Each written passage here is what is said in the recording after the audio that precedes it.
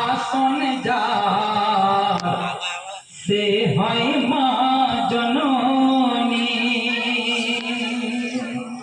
সারা বজমা করুন সুবহানাল্লাহ। জগৎ শ্রেষ্ঠ আসন যা সে হয় মা জননী। জগৎ শ্রেষ্ঠ আসন যা সে হয় মা জননী। সুবহানাল্লাহ সুবহানাল্লাহ। আবেদী বলে কেউ থাকে, মবিন বলে যদি কেউ থাকে না, কিন্তু হাত উঠায়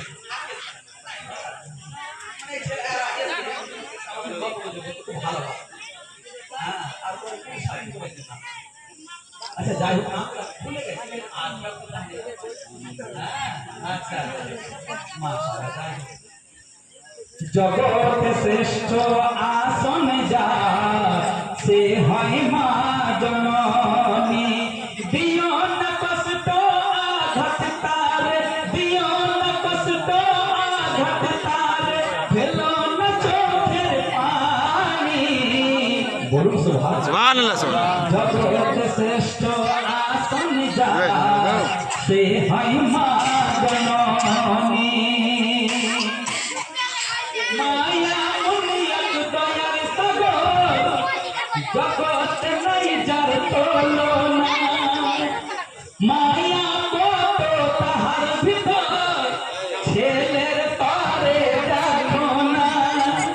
চাইলে গেছে মায়ের কাছে, তাহাই দিতে মা আছে রাজি। তৈরি আছে সে ছেলের তরে, চাই যদি মায়ের দিতে কাজি।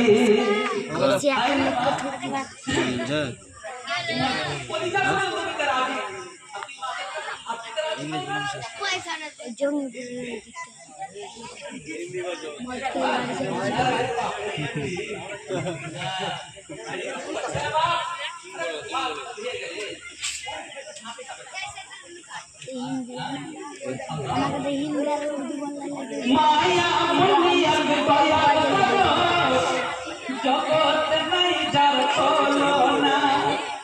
মায়া কত তাহার ভিতর, ছেলের তরে দেখো না। চাইবে ছেলে মায়ের কাছে, তাহাই দিতে মা আছে রাজি। তৈরি আছে সে ছেলের তরে, চাই যদি মায়ের দিল কালাজি। তারে নিমাপতে মায়ের দিলকে, তারে নিমাপতে মায়ের দিলকে, জগৎ জ্ঞানী গুণী। বল সুবহানাল্লাহ।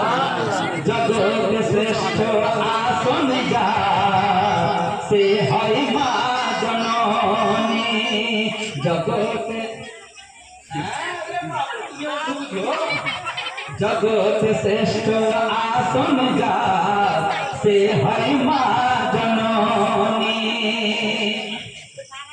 রমজান ছন্দগুলো এমন ভাবে লিখেছেন যে দানা কাটা। রমজান পেয়ে যে জোনা, গুনাহ মিটাতে পারলো না। বাপ মা পেয়ে যে জোনা, জন্নত নিতে পারলো না। সুবহানাল্লাহ সুবহানাল্লাহ। রমজান পেয়ে যে জোনা, গুনাহ মিটাতে পারলো না। বাপ মা পেয়ে যে জোনা, জন্নত নিতে পারলো না। হবে কি তাদের কোনদিন গুনাহ মিটাবার আশা? আছে কি তাদের কোনদিন জান্নাত যাওয়ার ভরসা? ভাগ্য তাদের বড়ই খারাপ, ভাগ্য তাদের বড়ই খারাপ, মোর নবীজির বাণী। জগৎ শ্রেষ্ঠ আসন যা সে হয় মা জননী। বড় মূল্যবান ছন্দ। মুসা নবীর জামানায় ছিল যে এক বুড়ি মা, তাকে খাবার না দিয়ে ছেলে খাবার খেত না। আল্লাহ মোহাম্মদ সকলের আল্লাহ।